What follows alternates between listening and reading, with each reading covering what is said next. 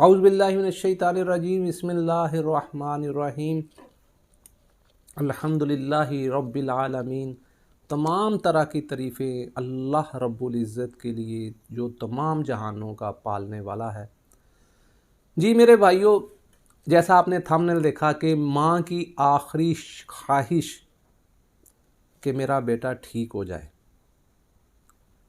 ये उन माँओं की बड़ी दिली हसरत होती है जो अपने बच्चों की शादी करते हैं। अब उनकी जो आरज़ू होती है वो ये होती है कि अब जल्दी से कि वो हमें नाना नानी या दादा दादी बन जाए। तो ये उनकी बड़ी दिली हसरत होती है।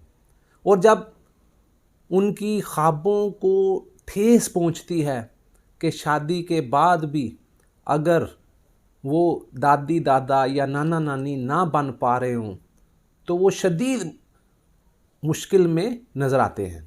हर तरह की कोशिश करते हैं बच्चों की खुराक के बारे में, दवा दारू के बारे में। तो उनकी इस परेशानी को देखते हुए कुछ लोगों ने राब्ता किया, कुछ लोगों की मुश्किलात को मैंने देखा। तो कोशिश होती है कि यार कि हम वो चीज़ अपने भाइयों के लिए लेकर आएँ कि जो उनकी मुश्किलात को हल करने में मदद दे।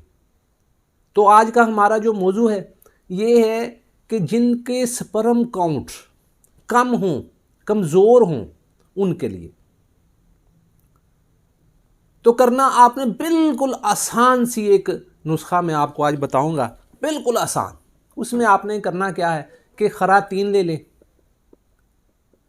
खरातीन आप चाहे ताज़ा ले लें, चाहे बाज़ार से ले लें सूखे हुए।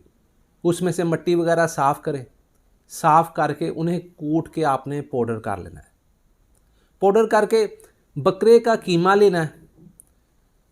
उसको देसी घी में आपने काली मिर्च डाल के, सुर्ख मिर्च नहीं डालनी, काली मिर्च डाल के उसको भून लेना है।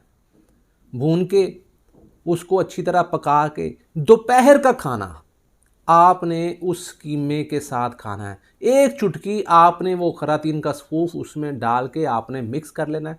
तो उसके साथ आपने दोपहर का खाना आपने उसके साथ खिलाना है। 15 से 20 दिन करें, इंशाअल्लाह बारिक ताला आपकी दिली मुराद पूरी होगी। इंशाअल्लाह अल्लाह आपको बेटा देगा, अल्लाह की अपनी रहमत और फजल से। ये बहुत ज़बरदस्त चीज़ है, हमारे मुजर्रबात में से है। आपने इसको बनाना है, इस्तेमाल करना है। और जिन भाइयों को ज़रूरत है वो बनाएं और इस्तेमाल करें।